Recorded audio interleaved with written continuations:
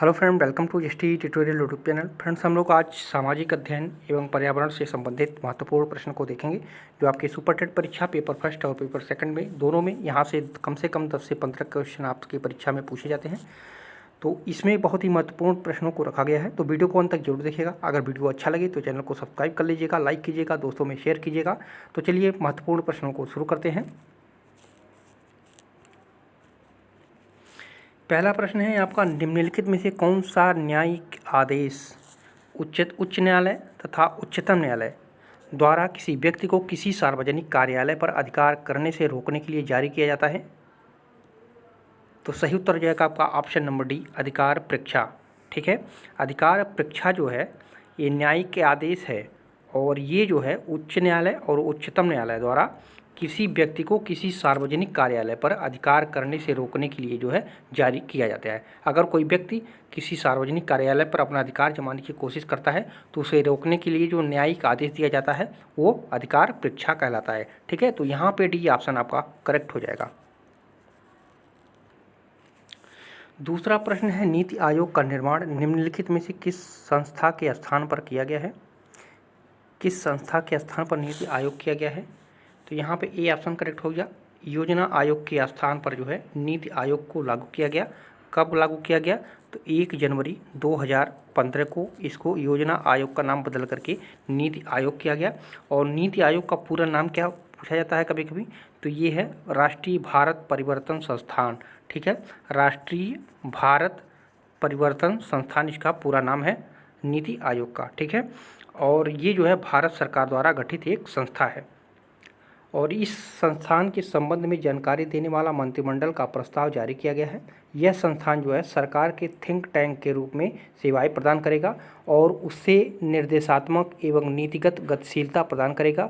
नीति आयोग जो है केंद्र और राज्य स्तरों पर सरकार को नीति के प्रमुख कारकों के संबंध में प्रासंगिक, महत्वपूर्ण एवं तकनीकी परामर्श उपलब्ध कराएगा। ठीक है, तो संपूर्ण जानकारी इसके बारे में ये रही। तो सारे फैक्ट को आप लोग याद रखिएगा। यहाँ पे करेक्ट आंसर हो जाएगा आपका ऑप्शन नंबर ए।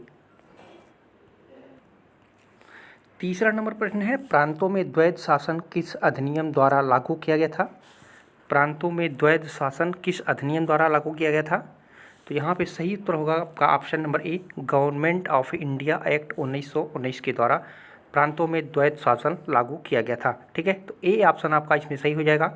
और कभी कभी प्रश्न ये पूछता है कि द्वैध शासन का जनक किसे कहा जाता है? द्वैध शासन का जनक किसे कहा जाता है? तो इसे कहा जाता है लियोनस कार्टियस को, लियोनस कार्टियस। ठीक है, इसको भी आप लोग याद रखिएगा। द्वैध शासन का जनक किसे कहा जाता है? तो कार्टियस को। और प्रांतों में द्वैध शासन किस अधिनियम के द्वारा लागू किया गया था? तो गवर्नमेंट ऑफ इंडिया एक्ट 1919 के द्वारा। तो यहाँ पे ए ऑप्शन आपका सही हो जाएगा। अगला प्रश्न है, तक्षशिला विश्वविद्यालय किन दो नदियों के बीच स्थित थी? तक्षशिला विश्वविद्यालय ये तो जान लीजिए सर्वप्रथम भारत की दुनिया की सबसे पहला विश्वविद्यालय था और इसकी स्थापना 7वीं शताब्दी ईसा पूर्व हुई थी। 7वीं शताब्दी ईसा पूर्व इसकी स्थापना हुई थी तक्षशिला विश्वविद्यालय की। ये दुनिया की सबसे प्राचीनतम विश्वविद्यालय में से एक थी और ये जो है सिंधु तथा झेलम नदी के बीच में स्थित थी। ठीक है, तो यहाँ पे ए ऑप्शन आपका करेक्ट हो जाएगा। सिंधु तथा झेलम नदी के बीच में तक्षशिला विश्वविद्यालय की स्थापना की गई थी और यहाँ पे जो है धनुर्वेद तथा वैदिक और अन्य विद्याओं की ऊंची शिक्षा प्रदान की जाती थी। ठीक है, तो यहाँ पे ए ऑप्शन आपका सही हो जाएगा। 75 नंबर प्रश्न है, भारत में बंजर भूमि का सबसे बड़ा हिस्सा किस राज्य का है? बंजर भूमि का सबसे बड़ा हिस्सा किस राज्य का है? तो ये आपका करेक्ट आंसर होगा डी, राजस्थान का। ठीक है, राजस्थान का जो पश्चिमी भाग है देश के सबसे बड़े रेगिस्तान, इसको थार कहते हैं, थार मरुस्थल, या इसका एक नाम और भी है थार पाकर। ठीक है, थार पाकर जो मरुस्थल है ये भाग माना जाता है राजस्थान का जो पश्चिमी भाग है। ठीक है, और इस भाग में वर्षा का कम से कम औसत जो है 12 सेंटीमीटर से लेकर के जो है 30 सेंटीमीटर तक होता है। ठीक है, और इस भाग में लूनी, बाड़ी, ये सभी नदियाँ भी पाई जाती हैं, जो वर्षा के कुछ दिनों को छोड़कर देखा जाए तो हमेशा जो है सूखी रहती हैं। और भारत में बंजर भूमि का सबसे बड़ा हिस्सा माना जाता है वो राजस्थान राज्य माना जाता है। तो यहाँ पे आपका डी ऑप्शन करेक्ट हो जाएगा। अगला नंबर क्वेश्चन है, भारतीय स्वतंत्रता अधिनियम 1947 के पारित होते ही भारत तुरंत क्या बन गया था? तो डोमिनियन राज्य बन गया था। ठीक है, यहाँ पे सी ऑप्शन आपका करेक्ट हो जाएगा। भारतीय स्वतंत्रता अधिनियम 1947 के पारित होते ही भारत तुरंत जो है डोमिनियन राज्य बन गया था। ठीक है, इसको डोमिनियन स्टेट या डोमिनियन राज्य को हिंदी में क्या कहा जाता है? औपनिवेशिक दर्जा। ठीक है, औपनिवेशिक दर्जा बन गया था। ठीक है, तो यहाँ पे सी ऑप्शन आपका करेक्ट हो जाएगा। 77 नंबर क्वेश्चन है, दो सूचियाँ दिया गया है, इनको आपको मिलान करना है। बृहदेश्वर मंदिर कहाँ पे स्थित है? तो बृहदेश्वर मंदिर आपका कर्नाटक में है, तो पहला में आपका सी सही हो जाएगा। दिलवाड़ा मंदिर कहाँ पे ही स्थित है? तो दिलवाड़ा मंदिर राजस्थान में स्थित है, दो में आपका डी सही हो जाएगा। और लिंगराज मंदिर कहाँ पे स्थित है? तो लिंगराज मंदिर आपका उड़ीसा में स्थित है, तो तीसरा में ए सही हो जाएगा। और हम्पी के में स्मारकों का समूह कहाँ पे है? तो ये तमिलनाडु में है। ठीक है, तो चार में आपका, यहाँ पे देख लीजिए गलत हो रहा है कुछ,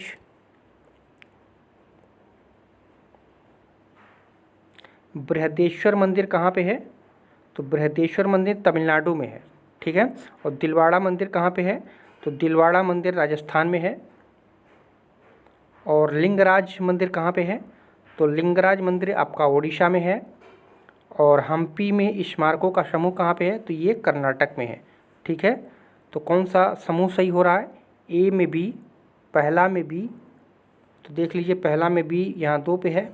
दिलवाड़ा मंदिर ए में डी, दूसरा में डी है, राजस्थान में है दिलवाड़ा मंदिर, तो दो में डी इसमें है, तो यहाँ पे सी ऑप्शन आपका सही हो जाएगा। ठीक है, बृहदेश्वर मंदिर तमिलनाडु में, दिलवाड़ा मंदिर राजस्थान में, लिंगराज मंदिर उड़ीसा में, और हम्पी में स्मारकों का समूह जो है ये कर्नाटक में, तो यहाँ पे सी ऑप्शन आपका करेक्ट हो जाएगा।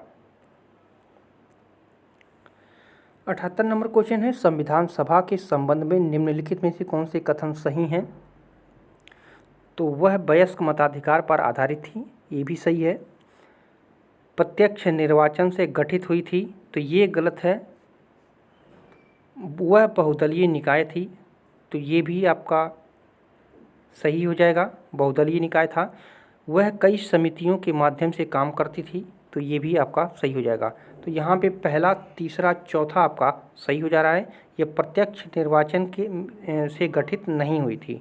ठीक है, तो यहाँ पे सी ऑप्शन आपका सही हो जाएगा भारतीय संविधान सभा के बारे में, कि भारतीय संविधान सभा वह वयस्क मताधिकारों पर आधारित थी, वह बहुदलीय निकाय थी, वह कई समितियों के माध्यम से काम करती थी। ठीक है, तो यहाँ पे तीनों आपका सही हो जाएगा, तो कूट नंबर सी आपका इसमें सही हो जाएगा। अगला क्वेश्चन है, निम्नलिखित में से किस अनुच्छेदों को आपातकाल के दौरान स्थगित नहीं किया जा सकता है? तो आप लोग जानते होंगे अनुच्छेद 20 और 21 को आपातकाल के दौरान जो है स्थगित नहीं किया जा सकता है।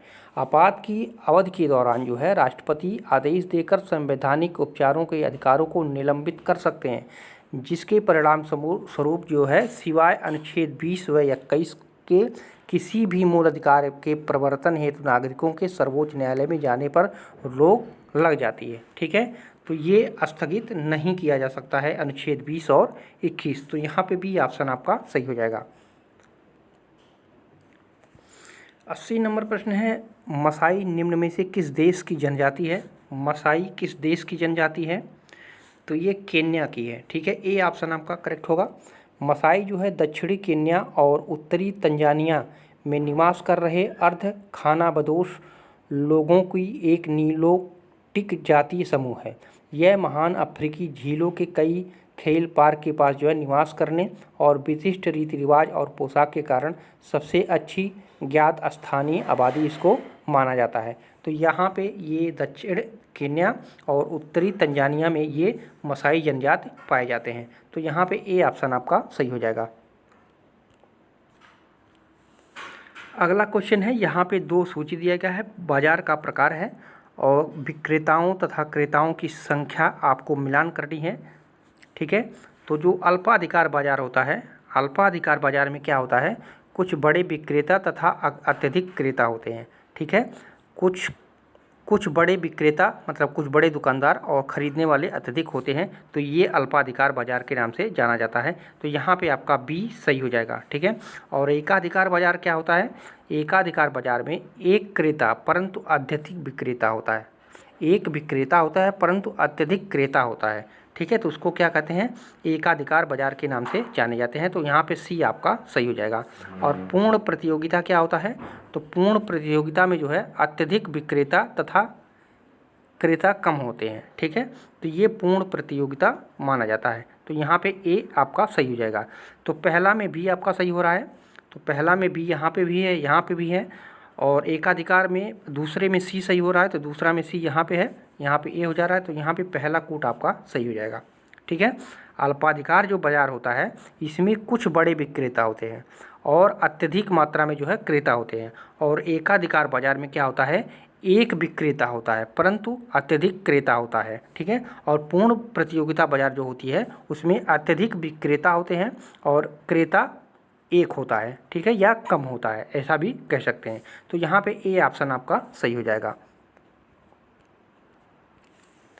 अगला प्रश्न है, न्याय सूत्र किसके द्वारा लिखी गई थी, न्याय सूत्र के रचनाकार कौन है, तो बी ऑप्शन आपका सर करेक्ट हो जाएगा, गौतम। ठीक है, न्याय सूत्र जो है भारतीय दर्शन की प्राचीन ग्रंथ मानी जाती है और इसके रचयिता माने जाते हैं अक्षपाद गौतम, और यह न्याय दर्शन की सबसे प्राचीन रचना है और इसकी रचना का समय माना जाता है 2री शताब्दी ईसा पूर्व। ठीक है, तो यहाँ पे बी ऑप्शन आपका करेक्ट हो जाएगा।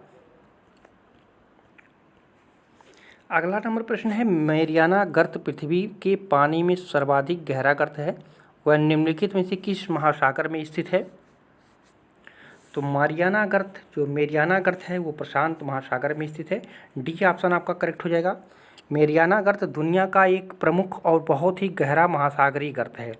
यह जो है पश्चिमी प्रशांत महासागर में मारियाना द्वीप के पूर्व में करीब भी 200 किलोमीटर की औसत दूरी पर ये स्थित है, और इसकी गहराई की तुलना जो है माउंट एवरेस्ट से अगर किया जाए, तो यदि आप माउंट एवरेस्ट को इस गर्त में डाल देंगे तो भी उसकी वो 1.6 किलोमीटर पानी के नीचे ही होगा, ये इतना जो है गहरा है। ठीक है, तो यहाँ पे डी ऑप्शन आपका सही हो जाएगा। ये प्रशांत महासागर के, ठीक है, मारियाना द्वीप पर जो है, मारियाना द्वीप के 200 किलोमीटर के औसत के बीच में जो है ये स्थित है। मारियाना गर्त जो है दुनिया की सबसे गहरी गर्त ये मानी जाता है। ठीक है, तो डी ऑप्शन आपका करेक्ट हो जाएगा। अगला प्रश्न है, संपूर्ण भारतीय संविधान का निर्माण में संविधान सभा को कितना समय लगा था, तो आप लोग जानते होंगे 2 वर्ष 11 माह 18 दिन का समय लगा था। ठीक है, संपूर्ण भारतीय संविधान के निर्माण में संविधान सभा को 2 वर्ष 11 माह 18 दिन का समय लगा था, और संविधान निर्माण के प्रारूप पर जो है कुल 114 दिन की बहस हुई थी। ठीक है, 114 दिन की कुल बहस हुई थी, और संविधान सभा की कुल कितनी बैठकें हुई थी, तो संविधान सभा की कुल 11 बैठकें हुई थी। ठीक है, और संविधान निर्माताओं ने लगभग 60 देशों के संविधानों का अवलोकन किया था, और संविधान के निर्माण पर कुल जो खर्चा आया था तो 64 लाख रुपए करीब खर्चा भी आया था। ठीक है, तो यहाँ पे भी ऑप्शन आपका करेक्ट हो जाएगा। अगला प्रश्न है, 1528 में किसने चंदेरी में राजपूतों को हराया था, तो ये बाबर ने हराया था। डी ऑप्शन करेक्ट होगा। खानवा युद्ध के पश्चात जो है राजपूतों की शक्ति पूरी तरह से नष्ट हो गई थी, इसलिए जो है 1528 ईस्वी में बाबर ने चंदेरी का युद्ध शेष राजपूतों के खिलाफ लड़ा, और इस युद्ध में जो है राजपूतों की सेना का नेतृत्व जो है मोदिनी राय ने किया था, और इस युद्ध के पश्चात मोदिनी राय ने बाबर की जो है अधीनता स्वीकार कर लिया, और महिलाओं ने जौहर को स्वीकार और सामूहिक आत्मदाह कर लिया था। ठीक है, तो यहाँ पे बाबर ने जो है चंदेरी में राजपूतों को हराया था, तो यहाँ पे डी ऑप्शन आपका करेक्ट हो जाएगा। 76 नंबर क्वेश्चन है, आल्प्स पर्वत श्रृंखला किस महाद्वीप में स्थित है, तो ये यूरोप महाद्वीप में स्थित है आल्प्स पर्वत श्रृंखला। ठीक है। आल्प्स या एल्प्स भी इसको कहा जाता है। यह मध्य यूरोप की सबसे बड़ी पर्वतमाला है। दक्षिण पश्चिम से जो है पूर्वोत्तर की ओर चलने वाली यह पर्वतों की श्रेणी लगभग 1200 किलोमीटर लंबी है और 8 यूरोपीय देशों से ये निकलती है। हालांकि काकस पर्वत इससे अधिक ऊंचे हैं और यूराल पर्वत श्रेणी इससे अधिक दूरी तक चलती है, लेकिन वे दोनों यूरोप और एशिया के बीच हैं। इस कारण जो है एल्प्स यूरोप के सबसे महान पहाड़ माना जाता है। ठीक है, तो यहाँ पे ए ऑप्शन आपका करेक्ट हो जाएगा। 77 नंबर प्रश्न है, निम्नलिखित का मिलान कीजिए। वैश्वीकरण से क्या तात्पर्य है? तो वैश्वीकरण से तात्पर्य है विभिन्न देशों के लोगों, कंपनियों तथा सरकारों के बीच अंतःक्रिया तथा एकीकरण की प्रक्रिया क्या कहलाता है? तो ये वैश्वीकरण कहलाता है। तो यहाँ पे बी ऑप्शन आपका सही हो जाएगा, यानी पहले में आपका बी सही हो जाएगा मिलान। ठीक है, और निजीकरण क्या होता है? निजीकरण होता है विराष्ट्रीकरण या विनिवेश कहलाता है, उसको कहते हैं निजीकरण कहलाते हैं। ठीक है, तो दूसरा में आपका सी सही हो जाएगा। ठीक है, और उदारीकरण क्या होता है? उदारीकरण जो होता है अंतर्राष्ट्रीय व्यापार पर प्रतिबंध कम करना या हटाने की प्रक्रिया क्या कहलाती है? तो ये उदारीकरण कहलाती है, यानी तीसरा में आपका ए सही हो जाएगा। ठीक है, तो पहले में बी, दूसरा में सी, तीसरा में ए, यानी बी कूट आपका सही हो जाएगा। और एक प्रश्न और बनता है कि जो वैश्वीकरण है, निजीकरण है और उदारीकरण है, ठीक है, भारत में इन तीनों व्यवस्थाएं कब लागू हुई थी? तो ये तीनों व्यवस्थाएं लागू हुई थी 1991 में। ठीक है, उस समय प्रधानमंत्री थे हमारे देश के पीवी नरसिम्हा राव के समय में ये वैश्वीकरण, निजीकरण और उदारीकरण 1991 में पीवी नरसिम्हा राव के द्वारा लागू किया गया था। ठीक है, तो ये भी प्रश्न यहाँ से पूछता है। और वैश्वीकरण, निजीकरण, उदारीकरण क्या होता है, इसके सामने आप लोग ये देख सकते हैं। तो यहाँ पे बी ऑप्शन आपका करेक्ट हो जाएगा। अगला क्वेश्चन है, निम्नलिखित में से कौन सा मुगल शासक अशिक्षित था? कौन सा मुगल शासक जो है अशिक्षित था? तो सी ऑप्शन सही होगा, अकबर जो है अशिक्षित था। अकबर भारत का एक महानतम मुगल बादशाह था जिसने मुगल शक्ति का भारतीय उपमहाद्वीप में अधिकांश हिस्सों में विस्तार किया।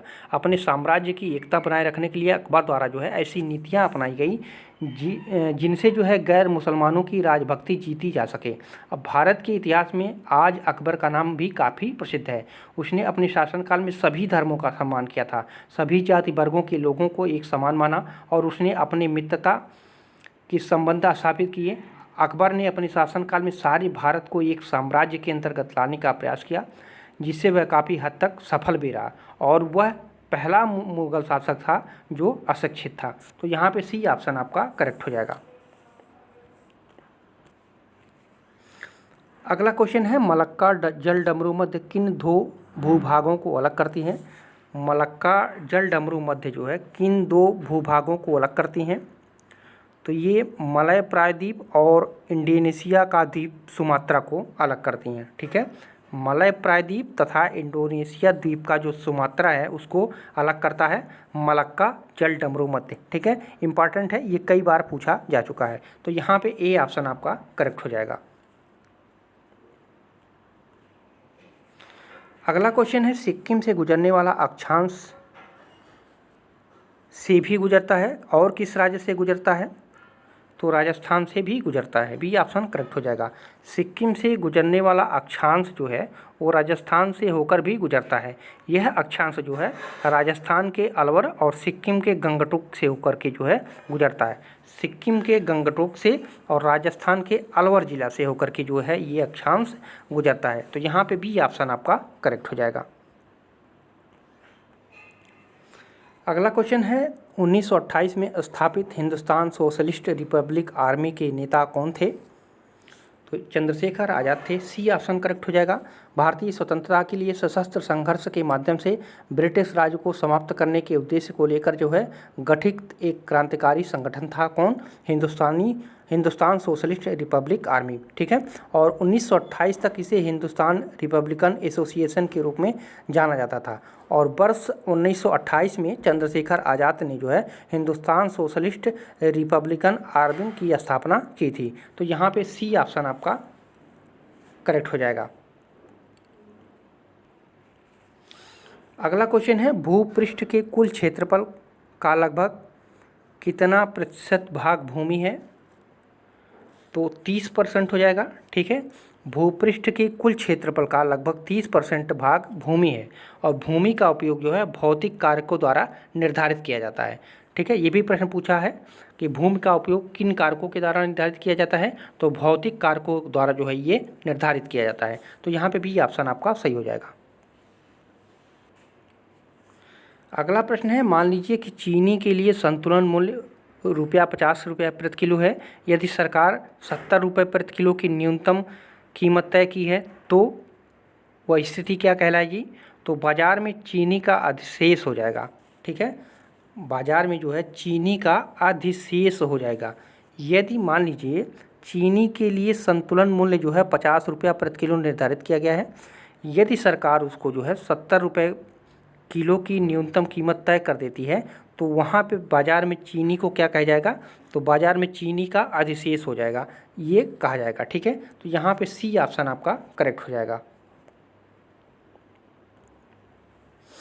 अगला क्वेश्चन है, भारत का सर्वाधिक ऊंचाई पर स्थित हवाई अड्डा कौन सा है, तो लेह का हवाई अड्डा, सी ऑप्शन करेक्ट होगा। ठीक है, भारत का सबसे ऊंचाई पर स्थित हवाई अड्डा लेह का हवाई अड्डा है तथा इसकी ऊंचाई जो है 3250 मीटर। ठीक है, और यह लेह जो है जम्मू कश्मीर के लद्दाख क्षेत्र में ये स्थित है। तो यहाँ पे सी ऑप्शन आपका करेक्ट हो जाएगा। 75 नंबर क्वेश्चन है, विश्व की सबसे लंबी भूमि सीमा किन दो देशों के बीच है, विश्व की सबसे लंबी भूमि सीमा किन दो देशों के बीच है, तो ये है कनाडा और यूएसए के बीच। ठीक है, यहाँ पे डी ऑप्शन करेक्ट हो जाएगा। विश्व की सबसे लंबी भू सीमा यूएसए कनाडा के बीच है और यह लंबाई है आपकी 8,893 किलोमीटर लंबी है। और भारत का अगर देखा जाए, भारत बांग्लादेश का, तो ये 4,096 किलोमीटर भारत और बांग्लादेश का है। तो विश्व का पूछा है तो विश्व का जो है 8,993 किलोमीटर जो है कनाडा और यूएसए का है। अगर भारत का किसी के साथ पूछा जाए तो भारत और बांग्लादेश के बीच है, वो 4,096 किलोमीटर। ठीक है, जो 5वें स्थान पे है। भारत और बांग्लादेश का जो ये भूमि सीमा रेखा है ये 5वें स्थान पे है और पहले स्थान पे कनाडा और यूएसए का है। तो यहाँ पे डी ऑप्शन आपका करेक्ट हो जाएगा। अगला क्वेश्चन है, भारतीय और चीनी चित्रकारों द्वारा बौद्ध चित्रों के लिए 5वीं और 10वीं शताब्दी के बीच पश्चिमी खाली जगह में तैलीय रंगों का इस्तेमाल गया था। तो अफ़गानिस्तान, पश्चिमी अफ़गानिस्तान में जो है, पश्चिमी अफ़गानिस्तान में तैलीय रंगों का इस्तेमाल किया गया था। 5वीं से 10वीं शताब्दी के मध्य जो है पश्चिमी अफ़गानिस्तान में भारतीय एवं चीनी चित्रकारों ने तैलीय रंगों से जो है बौद्ध चित्र बनाए थे। ठीक है, तो ये इस प्रश्न का ये मतलब होगा। ठीक है, तो पश्चिमी अफ़गानिस्तान में जो है भारतीय और चीनी चित्रकारों ने जो है बौद्ध के चित्रों में जो है तैलीय रंगों का प्रयोग किया था सर्वप्रथम। ठीक है, तो यहाँ पे बी ऑप्शन आपका करेक्ट हो जाएगा। अगला क्वेश्चन है, आर्थिक संतुलन में मांग आपूर्ति के बराबर होती है। ठीक है, ए ऑप्शन आपका करेक्ट हो जाएगा। आर्थिक संतुलन में क्या होता है, आर्थिक संतुलन में मांग आपूर्ति के बराबर होती है। यदि किसी अर्थव्यवस्था में आर्थिक संतुलन है तो वहाँ मांग और आपूर्ति जो है दोनों बराबर होती हैं। ठीक है, तो यहाँ पे ए ऑप्शन सही हो जाएगा। अगला प्रश्न है, जोधपुर किले का निर्माण किसने करवाया था, तो राव जोधा जी ने। ठीक है, सी ऑप्शन करेक्ट होगा। जोधपुर किले का निर्माण जो है राव जोधा जी ने 1459 में किया था और इसे मेहरानगढ़ के नाम से भी जाना जाता है। ठीक है, इसे जो है मेहरानगढ़ के नाम से भी जाना जाता है और इन्होंने ही जोधपुर शहर की स्थापना भी किया था, राव जोधा जी ने। ठीक है, राव जोधा जी जो है जोधपुर शहर का निर्माण किया था, जोधपुर शहर का निर्माण किया था और जोधपुर में जो किला बना था वो भी राव जोधा जी ने ही बनवाया था 1459 में और इसको जो है मेहरानगढ़ के नाम से भी जाना जाता है। तो यहाँ पे सी ऑप्शन आपका सही हो जाएगा।